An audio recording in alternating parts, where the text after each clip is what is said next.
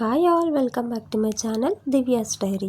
ಇವತ್ತಿನ ವಿಡಿಯೋಲಿ simple and ಕ್ವಿಕ್ಕಾಗಿ ಮಾಡಿಕೊಳ್ಳುವಂತಹ ಟೇಸ್ಟಿ ಪಾಲಕ್ ಗ್ರೇವಿಯನ್ನು ಹೇಳ್ಕೊಡ್ತಾ ಇದ್ದೀನಿ. ಮೊದಲಿಗೆ ಒಂದು ಮಿಕ್ಸಿ ಜಾರಿಗೆ 2 ಮೀಡಿಯಮ್ ಸೈಜ್ ಈರುಳ್ಳಿಯನ್ನು ಕಟ್ ಮಾಡ್ಕೊಂಡು ಹಾಕ್ಕೊತಾ ಇದ್ದೀನಿ. ನಂತರ ಇದಕ್ಕೆ 9 ರಿಂದ 10 ಬೆಳ್ಳುಳ್ಳಿ ಹೆಸಳು, ಒಂದು 7 ರಿಂದ 8 ಒಣಮೆಣಸಿನ್ಕಾಯಿ, ಒಂದು ಸ್ವಲ್ಪ ಕರಿಬೇವು, ಒಂದು ಮೀಡಿಯಮ್ ಸೈಜ್ ಟೊಮೆಟೊನ್ನು ಸಹ ಕಟ್ ಮಾಡಿಕೊಂಡು ತರಿಯಾಗಿ ರುಬ್ಕೋತಾ ಇದ್ದೀನಿ. ನಂತರ ಒಗ್ಗರಣೆ ಹಾಕ್ಕೊಳ್ಳೋಣ. ಒಂದು ಬಾಣಲಿಗೆ 2 ರಿಂದ 3 ಟೇಬಲ್ ಸ್ಪೂನ್ ಆಯಿಲ್ ಹಾಕಿ ಒಗ್ಗರಣೆಗೆ ಸಾಸಿವೆ ಹಾಗೂ ಜೀರಿಗೆಯನ್ನು ಸಹ ಸೇರಿಸ್ಕೊಂಡು ನಂತರ ರುಬ್ಬಿದ ಮಿಶ್ರಣ ಸಹ ಸೇರಿಸ್ಕೊಂಡು ಚೆನ್ನಾಗಿ ಮಿಕ್ಸ್ ಮಾಡ್ಕೊಳ್ಳೋಣ. ಹಸಿ ವಾಸನೆ ಎಲ್ಲ ಹೋಗಬೇಕು. ಟೊಮೆಟೊ ಎಲ್ಲ ಹಸಿಯಾಗಿ ಹಾಕಿರೋದ್ರಿಂದ ಹಸಿ ವಾಸನೆ ಹೋಗೋ ತನಕ ಎಣ್ಣೆ ಬಿಟ್ಕೊಳ್ಳುತ್ತೆ ಸೈಡಲ್ಲಿ, ಅಲ್ಲಿವರೆಗೂ ಕುಕ್ ಮಾಡ್ಕೋಬೇಕು. ನಂತರ ಇದಕ್ಕೆ ಒಂದು ಚಿಟಿಕೆ ಅರಿಶಿನ ಪುಡಿ, ಹಸಿ ಕರಿಬೇವು ಒಂದು ಸ್ವಲ್ಪ ಹಾಕ್ತಾಯಿದ್ದೀನಿ, ಸೇರಿಸ್ಕೊಂಡು ಮಿಕ್ಸ್ ಮಾಡ್ಕೊಳ್ಳೋಣ.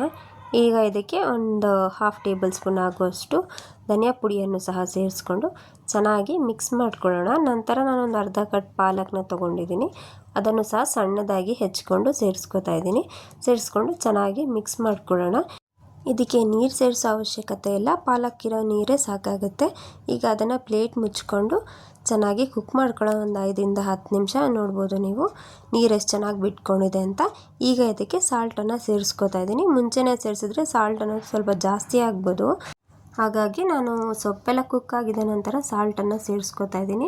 ನಿಮಗೆ ನೀರೇನಾದರೂ ಕಮ್ಮಿ ಅನಿಸಿದ್ರೆ ಈ ಹಂತದಲ್ಲಿ ನೀವು ನೀರನ್ನು ಸಹ ಸೇರಿಸ್ಕೋಬೋದು. ಚೆನ್ನಾಗಿ ಮಿಕ್ಸ್ ಮಾಡಿಕೊಂಡು ಇನ್ನೊಂದು 2 ರಿಂದ 3 ನಿಮಿಷ ಕುಕ್ ಮಾಡ್ಕೊಳ್ಳೋಣ. ನೋಡಿ ಎಷ್ಟು ಚೆನ್ನಾಗಾಗಿದೆ ಅಂತ. ಇದನ್ನು ವೈಟ್ ರೈಸು, ಚಪಾತಿ, ದೋಸೆಗೆ ಚೆನ್ನಾಗಿರುತ್ತೆ, ತುಂಬ ರುಚಿಯಾಗಿರುತ್ತೆ. ನೀವು ಒಂದ್ಸಲ ಮನೆಯಲ್ಲಿ ಟ್ರೈ ಮಾಡಿ ನೋಡಿ, ತುಂಬ ರುಚಿಯಾಗಿರುತ್ತೆ. ರೆಸಿಪಿ ಇಷ್ಟ ಆದರೆ ಲೈಕ್ ಮಾಡಿ, ಶೇರ್ ಮಾಡಿ, ಕಮೆಂಟ್ ಮಾಡಿ. Thank you.